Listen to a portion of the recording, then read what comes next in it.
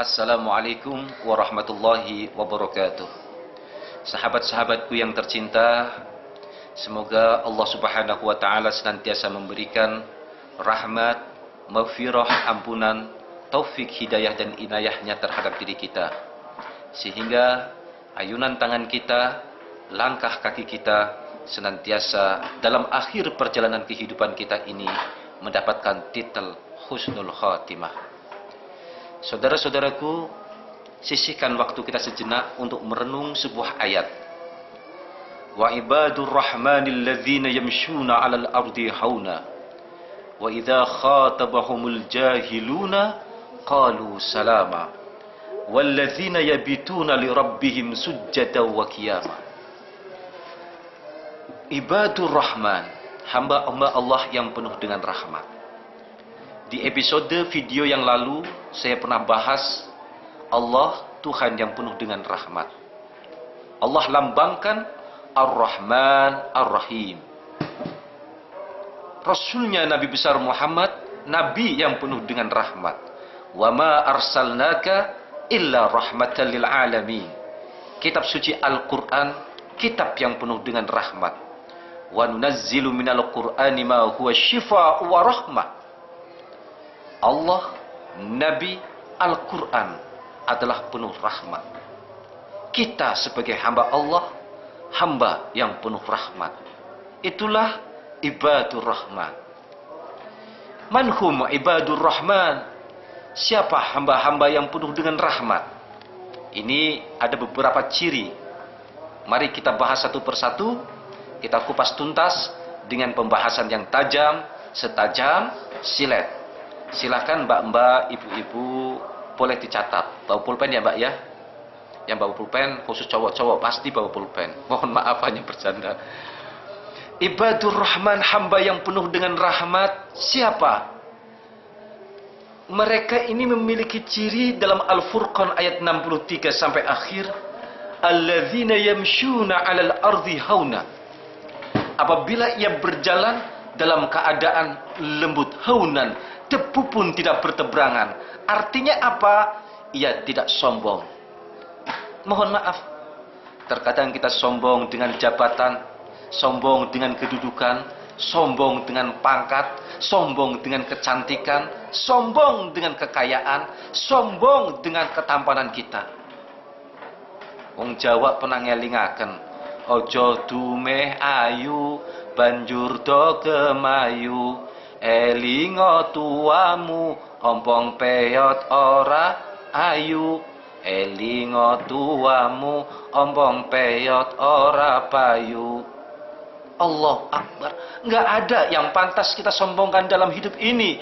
Kenapa? Awaluhu nutfah wa akhiruhu jaifah. Awalnya adalah setetes mani, akhirnya kita akan menjadi bangkai. Awalnya najis dan akhirnya kita itu najis. Tanpa sadar terkadang kita sombong dengan ilmu yang kita miliki. Siapa yang sholatnya tidak dengan saya, sholatnya semuanya berantakan. Siapa yang nggak belajar ngaji dengan saya, semuanya salah semua, sesat semua. Na'udzubillah, tsumma na'udzubillah. Al-ilmu nurun. Ilmu itu cahaya. Hendaknya menjadi penerang, hendaknya menjadi penyucuk di tengah-tengah kehidupan. Malah justru sebaliknya, al-ilmu nar. Ilmu menjadi neraka, menjadi api di tengah-tengah kehidupan. Mohon maaf, terkadang masalah kecil, masalah sepele, masalah khilafiyah kita besar-besarkan. Padahal kalau kita lihat a'immah, para imam, mereka tidak ada yang bermusuhan. Mereka saling hormat menghormati. Imam Ahmad, salah seorang imam besar yang pernah belajar dengan Imam Syafi'i, beliau hafal 1 juta hadis. Bayangin, 1 juta hadis. Ketika beliau takbir, Allahu Akbar, tangannya di atas dada. Dengan dasar hadis yang sahih, Imam Syafi'i menghormati. Imam Malik, ketika takbir, Allahu Akbar, orang setakep, tangan sejajar. Imam Syafi'i pun tidak protes. Dengan dasar dalil yang tepat. Dengan dalil yang sangat sahih. Begitu pula dengan Imam Syafi'i ketika takbir Allahu Akbar, sedekatnya persis di sebelah pusat.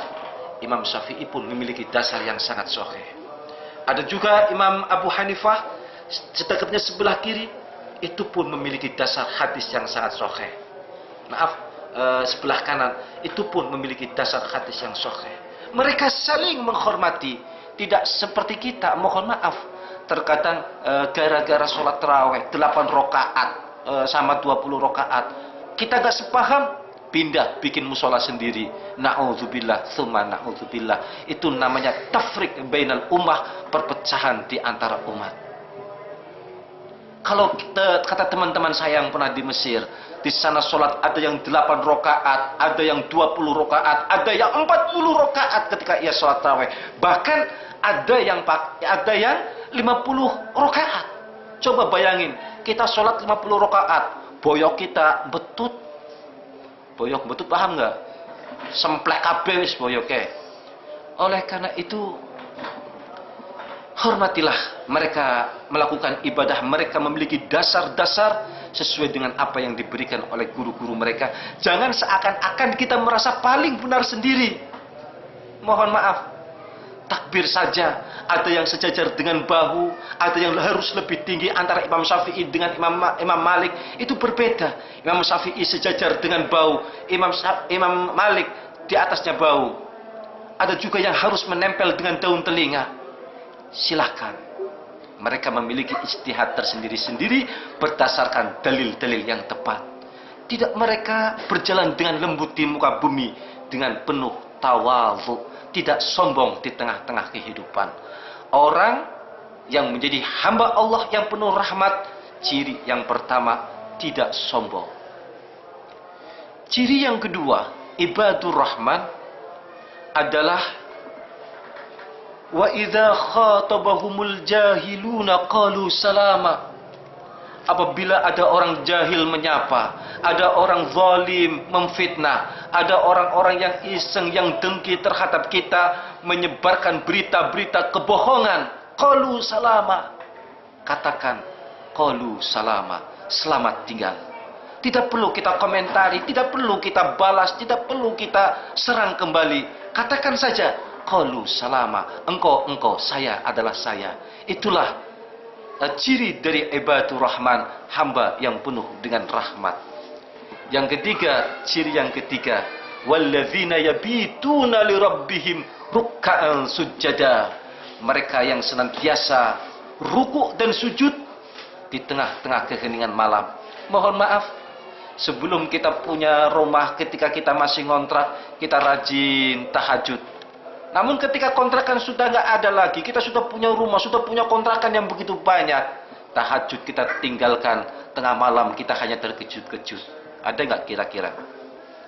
Kalau ada, bahasa Inggrisnya saporete. Hadirin yang berbahagia, Rasul pernah didatangi oleh seorang sahabat, bertanya kepada Rasul, "Ya Rasulullah, apa sih yang menjadikan saya susah untuk melakukan sholat di tengah keheningan malam?" Rasul menjawab dengan singkat, padat, namun penuh dengan manfaat. Kathurat dzunubuk, karena semakin banyaknya dosa-dosa yang kamu lakukan. Banyak dosa menghalangi diri kita untuk melakukan qiyamul lail. Saudara-saudaraku, ingat, saya pernah membaca sebuah hadits qudsi. Manakala hambaku di tengah keheningan malam sujud, kemudian dia sampai tertidur dalam sujudnya, Allah berfirman kepada para malaikat, "Hai malaikat, lihat hambaku ini yang aku cintai. Mereka sujud dalam keadaan tertidur, ruhnya dalam genggamanku. Hai malaikat, saksikan bahwa dia aku haramkan untuk masuk di dalam neraka." Allahu Akbar. Rasul memberikan nasihat kepada Imam Ali. "Ya Ali, qumil lail walau raka'a wahidah." Wahai Imam Ali, bangun malam walaupun engkau melakukan salat satu rakaat di tengah keheningan malam cuma sekali. Lakukan, wahai Imam Ali. Saudara-saudaraku, ketika orang senantiasa mendirikan, menegakkan qiyamul lail, Allah angkat derajatnya. Kita ingin derajat naik, kita ingin, mohon maaf, rezeki kita bertambah, jangan remehkan doa kita. Rasul pernah memberikan pelajaran, "Hal adullukum, maukah engkau beri aku sebuah kabar, berita, di mana rezeki kamu bisa bertambah, kamu perang bisa menang. Rasulullah Shallallahu Alaihi Wasallam memberikan solusi. Berdoalah engkau kepada Allah, karena doa ini adalah ad-du'a'u silahul mu'min. Doa itu adalah senjata orang-orang mukmin. Berdoalah di tengah keheningan malam, saat-saat orang sedang tertidur. Mudah-mudahan kita menjadi hamba-hamba yang penuh dengan rahmat. Dari saya, mohon maaf. Billahi taufiq wal hidayah. Afwan minkum. Wassalamualaikum warahmatullahi wabarakatuh.